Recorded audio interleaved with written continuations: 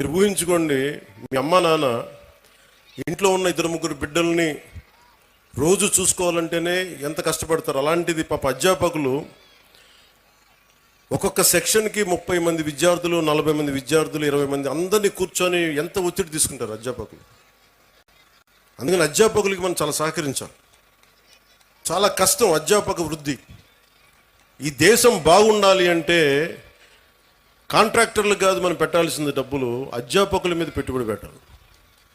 అధ్యాపకులను కనుక నిజంగా కనుక బడ్జెట్ పెంచితే, అధ్యాపకుల మీద కనుక పెట్టుబడి పెడితే, వాళ్ళ కనుక నిజంగా విలువలతో ఉన్న అధ్యాపకుల్ని బయటికి తీసుకెళ్తే ఈ దేశం చాలా అత్యంత అద్భుతంగా ఉంటుంది.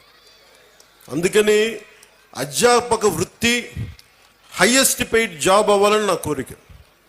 ఆ రోజు జరుగుద్దా నాకు తెలియదు, కానీ నా ప్రయత్నం నాకు చేస్తాను.